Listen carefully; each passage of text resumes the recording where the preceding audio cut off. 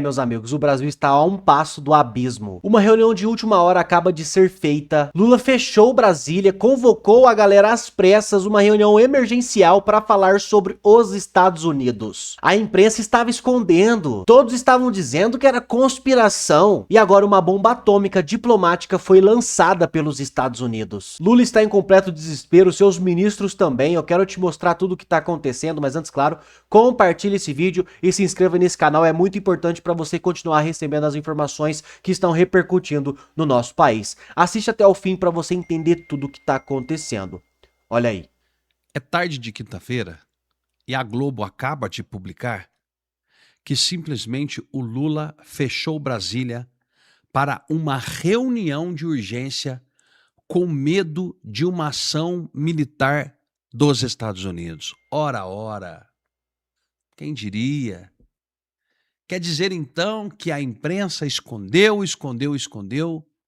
e agora nós estamos prestes a uma captura deste homem que quebrou o Brasil, deste homem que fez acordo com o Foro de São Paulo e apoiou nada mais, nada menos que Nicolás Maduro, Hugo Chávez na época, Gustavo Petro e tantos outros ditadores. Fechou o cerco, Lula. Acabou. Chegou a tua hora. E eu vou mostrar justamente uma notícia publicada por Jennifer Goulart, diretamente de Brasília para o portal O Globo. E aí eu quero ver o que o Globo vai falar. O que aconteceu aí, gente? A gente fala, né? Lula adota entendimento, não pode ser, ao Itamaraty sobre risco de ação militar dos Estados Unidos. Ô Lula, eu vi esses dias você falando, assim como Nicolás Maduro falou também, que os Estados Unidos têm que tomar conta da vida deles. Que os Estados Unidos simplesmente estava interferindo em algo que não poderia interferir, até que você teve a informação do Itamaraty e do Ministério da Defesa que você não tem nenhum estilingue para simplesmente jogar para o lado dos Estados Unidos e eles estão preparados para fazer uma ação militar no Brasil. Talvez a imprensa vai ficar falando, como falou aqui, vai ficar falando que essa ação militar é só para o PCC e para o Comando Vermelho. Porque até ontem não tinha. Até ontem não tinha nenhum tipo de ação militar. Hoje já tem, mas é para o PCC e para o Comando Vermelho. Nós sabemos quem serão as pessoas capturadas no Brasil. Nós sabemos. O presidente Luiz Inácio Lula da Silva adotou o entendimento do Itamaraty que vê margem para a ação militar dos Estados Unidos no Brasil. O Globo está dando a notícia. Essa semana, o Ministério das Relações Exteriores, em ofício à Câmara dos Deputados, afirmou que a classificação abre margem para o uso da força militar pelo governo americano em território brasileiro.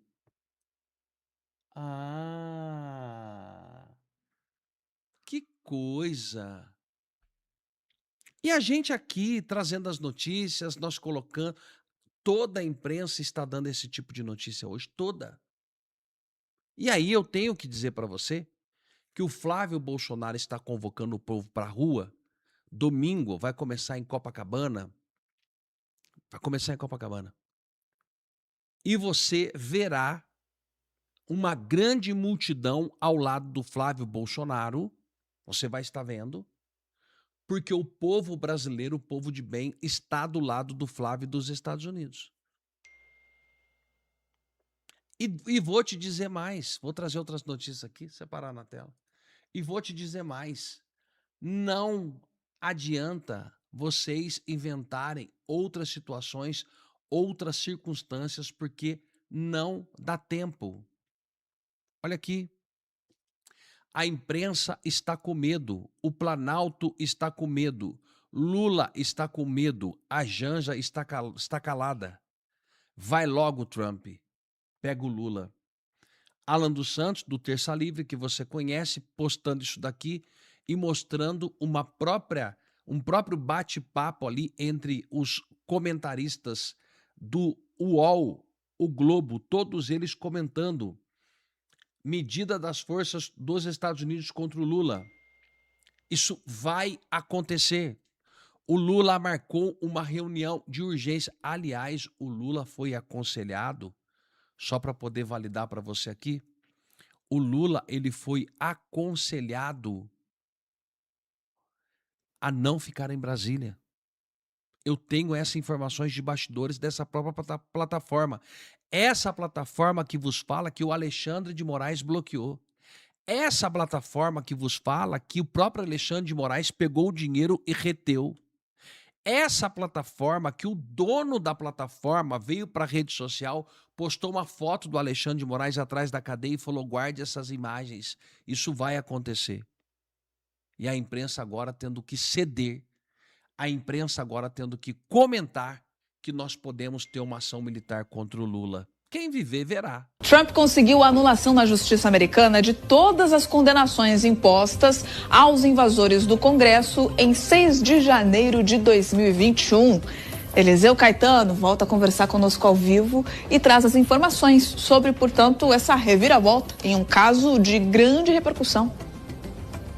Reviravolta e, a princípio, o último capítulo dessa história, viu, Bia? Ao vivo, em tempo real, direto dos Estados Unidos, a gente chega trazendo essa atualização da notícia que lá de trás, desde aquele advento no Capitólio, na época do ataque e invasão ao Capitólio, chama a atenção da imprensa internacional, da sociedade civil também. Donald Trump conseguiu hoje anular as últimas condenações sobre alguns invasores lá do Capitólio. E mais de 5 anos depois do ataque, invasão ao Capitólio, esse que já está sendo chamado por aqui, já está sendo tratado aqui como o último capítulo das grandes ações criminais relacionadas a esse ataque, foi encerrado. Um juiz federal aceitou hoje o pedido do Departamento de Justiça do governo de Donald Trump para encerrar os casos contra os integrantes do Oath Keepers, um grupo de extrema-direita que teve papel central, segundo as investigações, nos acontecimentos de 6 de janeiro de 2021. A decisão foi tomada pelo juiz federal Amit Mehta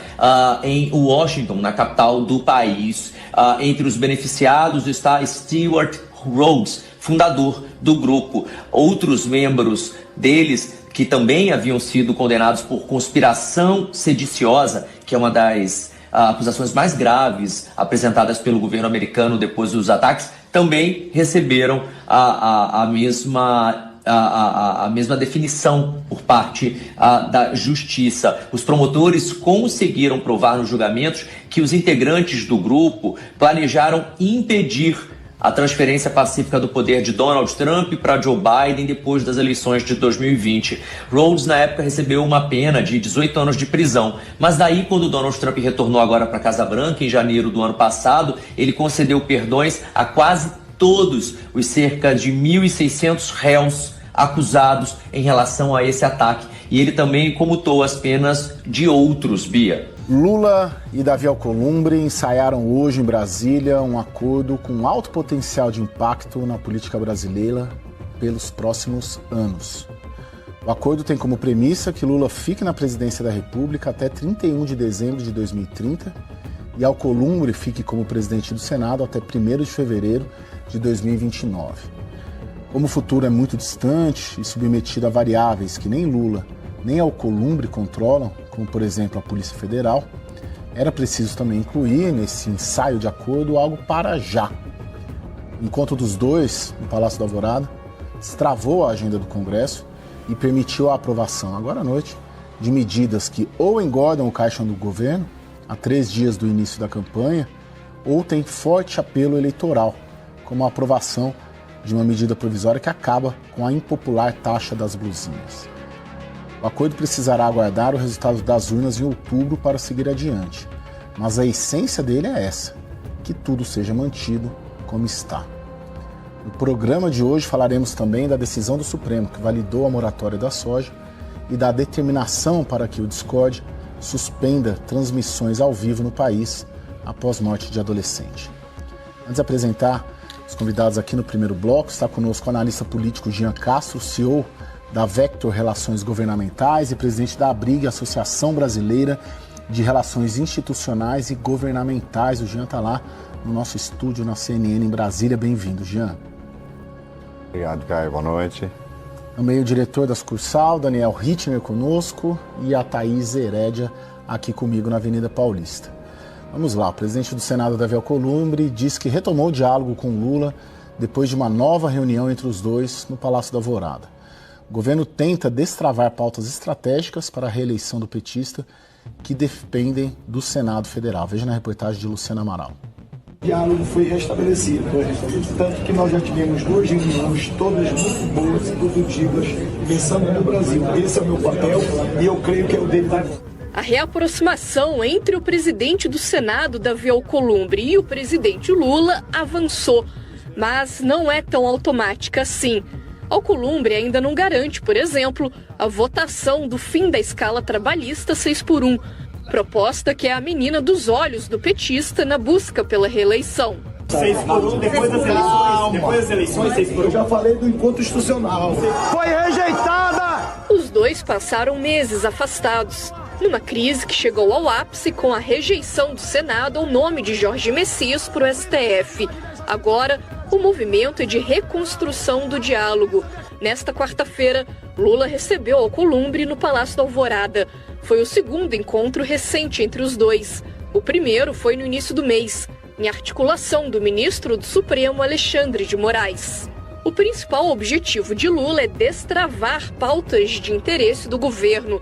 Além do fim da escala 6x1, o Planalto gostaria de ver aprovados logo a medida provisória do fim da chamada taxa das blusinhas, a PEC da segurança pública, o projeto sobre minerais críticos e o projeto sobre subsídios para combustíveis.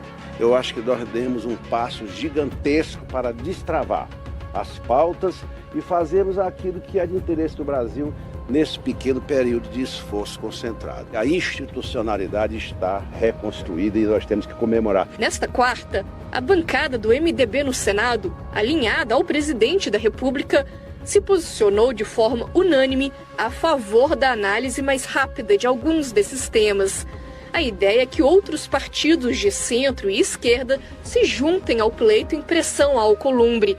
A perspectiva, porém, é de que pouquíssima coisa realmente ande nas 2 únicas semanas de trabalho do Congresso até outubro. Governistas dizem que Alcolumbre está alinhado com Lula com base no palanque do Amapá, seu reduto eleitoral. Presidente, o senhor vai declarar apoio a Lula ou não? Os governistas estão dizendo que o senhor está com Lula, com base no Amapá. Convenção do Rambo lá no Amapá. Mota e Alcolumbre, claro, querem ser reconduzidos ao comando das 2 casas em fevereiro, enquanto o Planalto precisa de governabilidade imediata. Na avaliação de parte dos senadores, Alcolumbre deve manter o diálogo com Lula, mas sem fechar as portas para Flávio Bolsonaro, no caso do senador do PL ser eleito presidente. E na rota para 2027, existem ainda 2 frentes de tensão no caminho. Possíveis concorrentes bolsonaristas à presidência do Senado, como Tereza Cristina, e a pressão de Lula para que Jorge Messias finalmente chegue ao STF. O que não dá é para a gente ver um ministro do Supremo Tribunal Federal, como o ministro Alexandre de Moraes, achando que pode violar o sigilo da fonte, violando uma cláusula importantíssima para a nossa democracia, da nossa Constituição, que ele deveria guardar, violando um artigo da Constituição para proteger um colega. Isso é uma ameaça seríssima à democracia. E o precedente que também dá essa situação de instabilidade, né, Malu? Porque se isso começa a ficar uma coisa normal, o que vai ser feito em relação ao artigo, a essa cláusula pétrea da Constituição que garante que essa fonte ela é inviolável? É que eles se sentem tão poderosos, tão acima do bem e do mal, que eles acham que agora, para favorecer eles mesmos, eles têm que violar a Constituição. Quer dizer, é uma completa inversão das coisas. O ministro do Supremo não está no Olimpo. O ministro do Supremo também está sujeito ao mesmo artigo 5º da Constituição, que diz que todo mundo é igual perante a lei.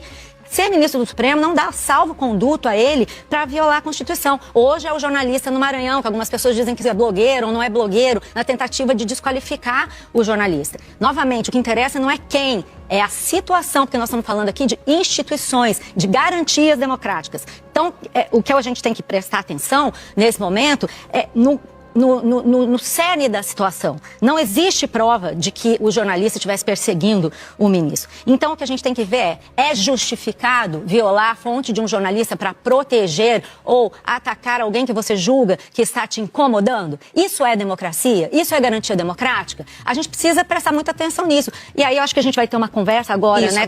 Eu acho importante também chamar a atenção para a atuação da Procuradoria-Geral da República. Quando a gente viu recentemente operações sobre Jacques Wagner, que estava sendo suspeito de receber vantagens do Banco Master, o Everton Rocha, suspeito de receber vantagens no INSS. O que é que disse o Paulo Gonet? Muito invasivo. Não podemos apreender relógio, não podemos apreender dinheiro, onde a civil entrar em tal escritório, não pode, invasivo demais. Agora, contra o jornalista, nessa situação flagrantemente inconstitucional, o Procurador-Geral da República autorizou. Quer dizer, tem uma completa inversão de valores que eu acho que a gente precisa ficar muito atento, porque senão vai acabar na casa de cada cidadão. Eu preciso muito que você veja e assista comigo esse vídeo do Zé Maria Trindade. Porque o Zé Maria Trindade, ele não é uma pessoa que é afeita, ele tem lá o pensamento esquerdistinha dele, etc.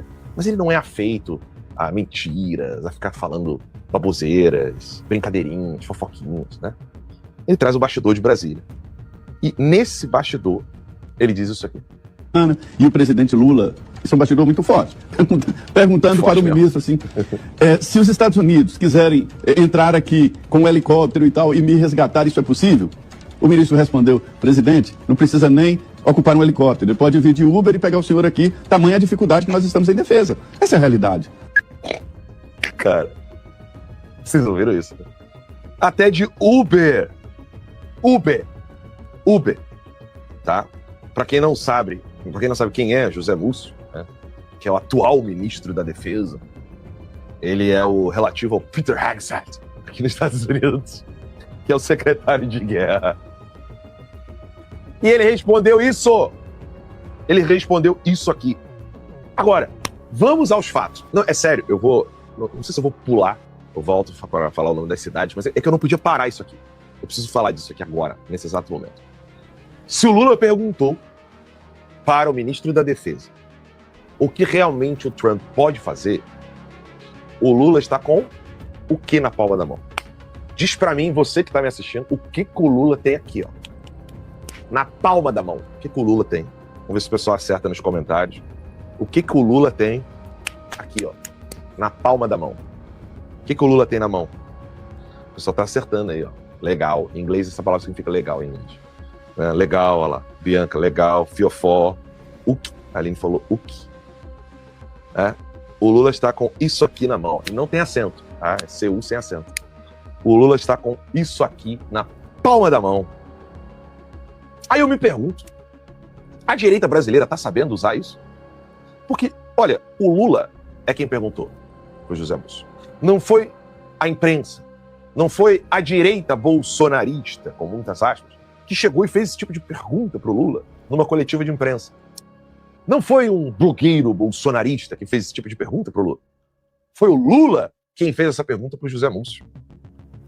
Então, estoquem aí champanhe e muito fogo de artifício. O pessoal já colocou a equipe, já colocou aqui o Lula no Uber do Trump. Rapaz, vocês lembram que o José Múcio ele deu entrevista? E quando ele deu entrevista falando, né, que se os Estados Unidos invadissem o Brasil era melhor abrir a porta. É melhor abrir as portas. É com essa notícia que eu quero começar o programa de hoje, porque vocês merecem. Vocês merecem ouvir isso aqui. Agora, me diga honestamente, vocês chegaram a ver esse bastidor do Zé Maria Trindade em algum jornal no Brasil? É justificado violar a fonte de um jornalista para proteger ou atacar alguém que você julga que está te incomodando? Isso é democracia? Isso é garantia democrática? A gente precisa prestar muita atenção nisso. O que se tratou então? É isso que está em jogo, Malu?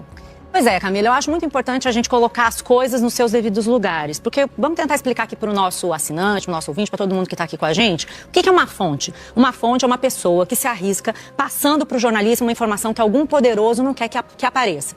Essa fonte, ela tem variados interesses, não interessa, o que interessa para o jornalista? Se a informação é verdadeira ou não.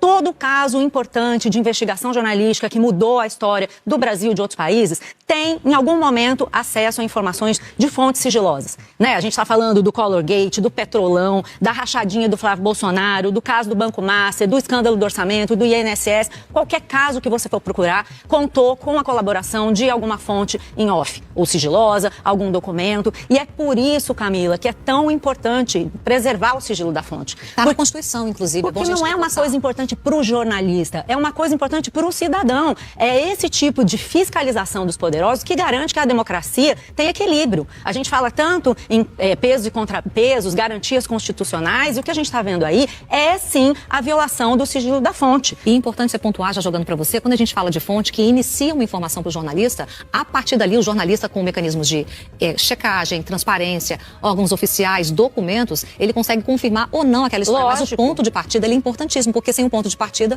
não tem uma revelação. Sim, o jornalismo é um conjunto de técnicas, tem um jeito de fazer as coisas. Agora, é por isso que a fonte, o sigilo da fonte é garantido pela Constituição e mais, a cláusula pétrea. O que quer dizer isso? Cláusulas que não podem ser mudadas assim de uma hora para outra. Inclusive, no mesmo artigo que se fala que todo cidadão é igual perante a lei, está assegurado o sigilo da fonte. Por quê? Porque estão no mesmo grau de importância, são garantias democráticas. Agora, sobre o caso concreto. O ministro Dino divulgou aí uma nota dizendo que ele é alvo de ameaças frequentes, que ele tinha sido perseguido e que a integridade dele, física dele, está em risco. Obviamente que ninguém discute a importância de manter a integridade física de um ministro do Supremo. Não é essa a questão. Não é essa a questão. O problema é que nesse caso concreto não foi apontado nenhuma evidência de que o jornalista em si estava seguindo o ministro. O ministro, inclusive, e seus familiares estavam na praia, com um carro na praia, na areia. E agora se sabe, porque foi violado o sigilo da fonte, que o jornalista nem estava lá. Foi a fonte que mandou para ele uma foto tirada no momento dentro da praia. Você não está sendo perseguido enquanto você está publicamente num carro oficial do Tribunal de Justiça do Maranhão. E quando isso foi publicado, o ministro Dino e o gabinete dele não explicaram, nem para o jornalista, nem para ninguém no momento, o que é que tinha acontecido. Agora está se dizendo que o uso foi irregular. Então, se é regular, divulga que é regular e bola para frente. Não foi feito isso. Foi aberto um inquérito para investigar o jornalista, se fizeram 2 buscas e apreensões, claramente com a intenção de violar o sigilo da fonte. Foi, inclusive, exposta. Hoje todos sabemos quem foi a fonte. Ah, mas é um inimigo político. Gente, é assim que surgem as denúncias. Não há denúncia possível do seu amigo. Quer dizer, até há, mas é muito mais raro. Além do que, novamente, não interessa se quem foi que denunciou. Interessa. A informação é verdadeira? Ela é de interesse público? Ela não é? O que não dá é pra gente ver um ministro do Supremo Tribunal Federal, como o ministro Alexandre de Moraes, achando que pode violar o sigilo da fonte, violando uma cláusula importantíssima para a nossa democracia, da nossa Constituição, que ele deveria guardar, violando um artigo da Constituição para proteger um colega.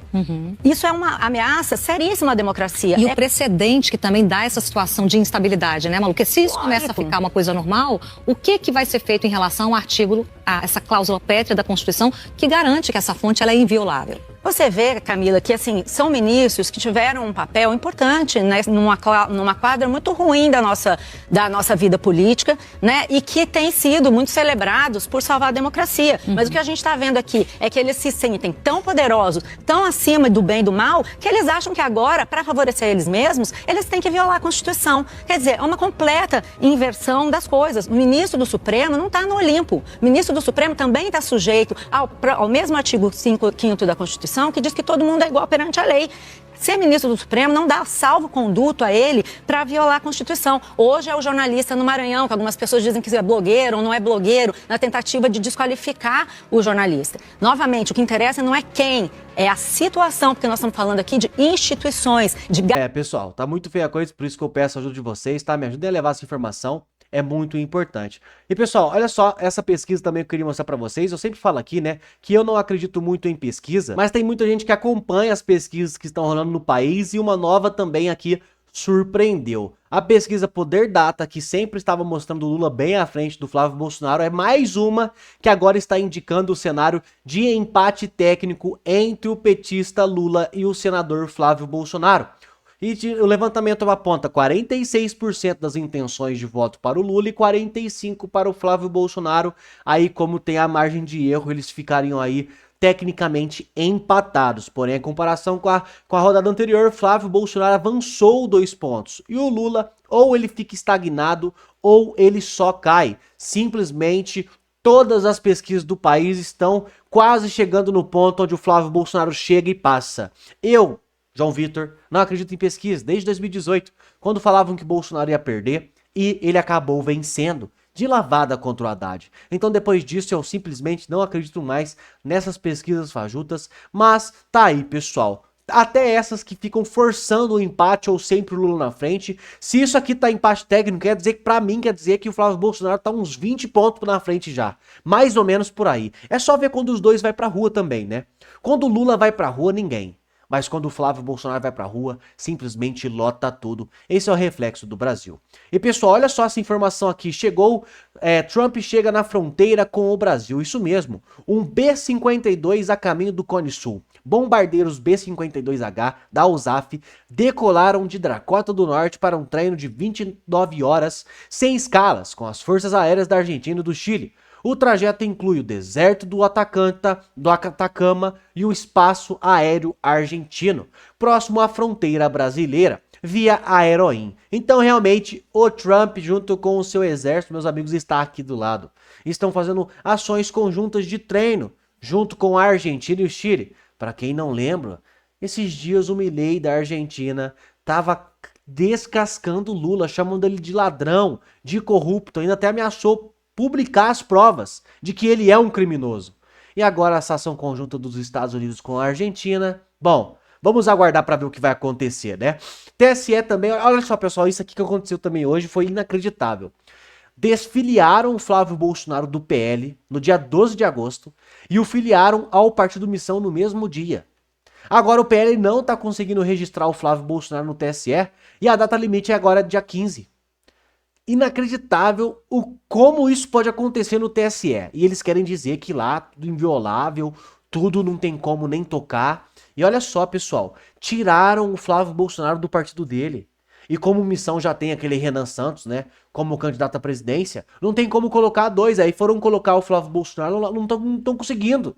Obviamente o Flávio Bolsonaro já entrou com todas as suas, né, defesas, advogados para resolver isso logo. Inclusive o próprio Cássio Nunes Marques aqui, que é o presidente do TSE, determinou a instauração de um inquérito pela Polícia Judiciária para investigar essa filiação do Flávio Bolsonaro a omissão, se foi criminoso, se fizeram isso com a intenção de tirá-lo da concorrência, né? Até porque a omissão hoje se diz de direita. Então eles tirarem o Flávio Bolsonaro aí de concorrer das eleições é muito bom para eles, muito bom. Porque eles conseguiriam pegar alguns votos. Então isso pode ser criminoso. Então vamos ver o que vai acontecer, né? Mas é inacreditável isso poder acontecer no TSE, que tudo deveria ser a mais alta confiança, né? Inclusive o TSE veio já negar que não foi hackeamento. E diz que foi alguém do próprio partido do Missão que filiou o Flávio Bolsonaro. Então vamos ver o que vai acontecer aí sobre esse caso também. Eu quero pedir para vocês comentarem aqui embaixo qual é a opinião de vocês, o que vocês acham sobre tudo isso. É importante, tá? Que você não se cale, que você continue lutando pela nossa nação. Não esqueça de se inscrever no nosso canal.